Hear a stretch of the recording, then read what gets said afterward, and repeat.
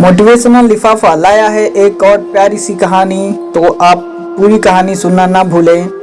कहानी का शीर्षक है गंदे पापा। मिडिल क्लास फैमिली में पली बड़ी खुशबू अपने जिंदगी में सबसे ज्यादा गुस्सा अपने पापा से थी। पापा के लिए उसके मन में नफरत के अलावा कुछ न था। 22 साल की हो चुकी खुशबू ने आज तक एक भी वैलेंटाइन नहीं मनाया था, जबकि उसकी क्लासमेट्स हर साल अलग अलग बॉयज के साथ वैलेंटाइन डे मनाती थी। खैर, आज खुशबू अग्नेय से शादी के वक्त सबसे ज्यादा खुश थी कि आखिर इस बेहद स्ट्रिक्ट, कड़क और डिसिप्लिन पापा से छुटकारा तो मिला। ये ना करो, वो ना करो, ऐसे कपड़े ना पहनो, लेट नाइट पार्टियां नहीं, लड़कों से दोस्ती नहीं, आज तक एक स्मार्टफोन खरीद तक नहीं दिया। सारे सपनों और अरमानों को अपने नैरो माइंडेड सोच के कारण कुचल कर रख दिया। अब मैं अग्नेय के साथ सारी दबी इच्छाएं पूरी करूंगी। अग्नेय और खुशबू पिछली 3 सालों से एक ही कॉलेज में साथ साथ पढ़ते थे और एक दूसरे को अच्छी तरह से जानते थे। एक दूसरे की पसंद नापसंद का अच्छे से ख्याल रखते थे।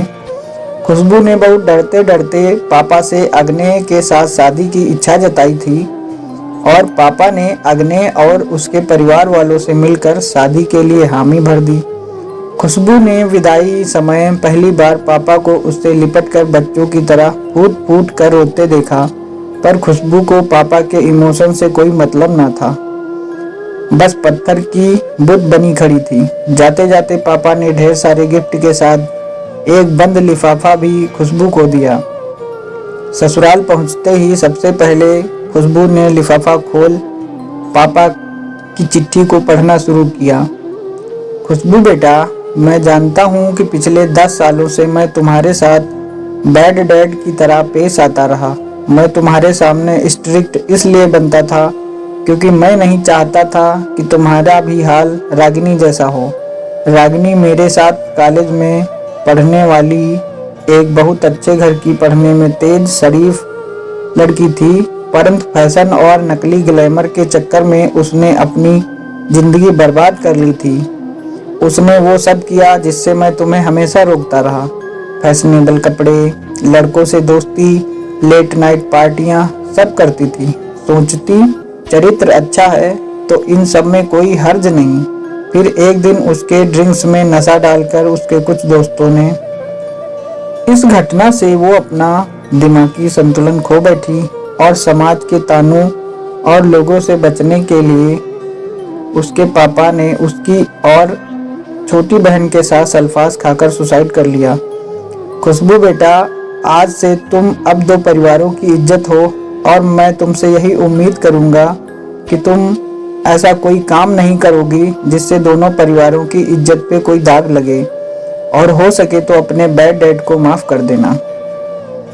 चिट्ठी पढ़कर खुशबू फूट फूट कर रोते हुए तुरंत फोन लगाकर भर्राए आवाज में पापा से कहा, मुझे माफ कर दीजिए पापा। मैं आपके गुस्से के पीछे के प्यार को नहीं देख पाई, आपके चिल्लाहट के पीछे की केयर नहीं देख पाई, आपकी झुंझलाहट के पीछे समर्पण नहीं देख पाई।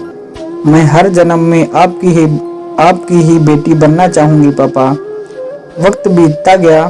खुशबू को ससुराल आए लगभग 1 साल होने को आया, मगर ऐसा कोई दिन न था जिस दिन उसने अपने पापा को मिस ना किया हो। आज उसके पापा का जन्मदिन था।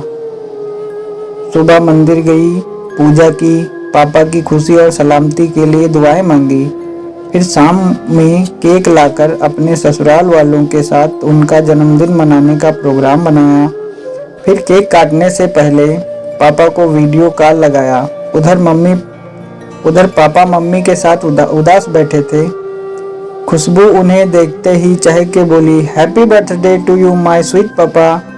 पता है पापा, यहाँ मैं आपकी डांट, आपके गुस्से को हर दिन मिस करती हूँ। यहाँ सारे लोग मुझे बहुत प्यार करते हैं, स्पेशली सासू माँ। पता है पापा, एक दिन घर में मोहल्ले की औरतें सासू माँ को जब ये बोल रही थी कि कितनी अच्छी बहू मिली है तुम्हें, कपड़े, बोली और स्वभाव में शालीनता जरूर इसके मम्मी पापा से विरासत में मिले हैं। आजकल की लड़कियों में इतने संस्कार अब कहाँ मिलते। आपके लिए ये शब्द सुनकर पापा, मेरा सर फक्र से ऊंचा हो गया। आज मुझे आप पे प्राउड है पापा। आप मम्मा को हमेशा बोलते थे कि सारी दुनिया को तो सुधार नहीं सकते, बस अपना दामन बचा के रखना होगा। आजकल लड़कियों के लिए बॉयफ्रेंड बनाना, ड्रिंक्स करना, लिव इन रिलेशन रहना और ट्रांसपेरेंट ड्रेस पहनना फैशन सा है, पर आपने एक सुरक्षा कवच बनकर मुझे इन बुराइयों से बचाए रखा। आपको पता है पापा, जब मैं यहाँ बीएड का एग्ज़ाम पास कर लूँगी, टीचर बनूँगी ना, तो बच्चों को यही सिखाऊंगी कि डैड के तेज गुस्से के पीछे का प्यार महसूस कर सको तो कर लो। ऐसा ना हो कि बाद में सिर्फ पछतावे के सिवा कुछ ना रहे। दूसरी तरफ पापा के होंठ कँप रहे थे। वो बोल रहे थे, आंखों से लगातार आंसू लिए मुंह से, अपनी खुशबू बेटी के लिए हमेशा खुश रहो। भगवान तुम्हें मेरी उम्र और खुशियां लग जाएं बेटा। प्रत्येक परिवार इसी तरह के संस्कार अपने बच्चों को देना चाहते हैं और हर माँ और पिताजी की यही भावना होती है कि कहीं मेरे दामन में किसी भी प्रकार का दाग ना लग जाए। तो दोस्तों, कैसी लगी स्टोरी? कमेंट बॉक्स में अपनी सुझाव, अपनी राय ज़रूर दें और अगर स्टोरी अच्छी लगी हो तो अपने फ्रेंड्स को शेयर कर दिया करें। धन्यवाद।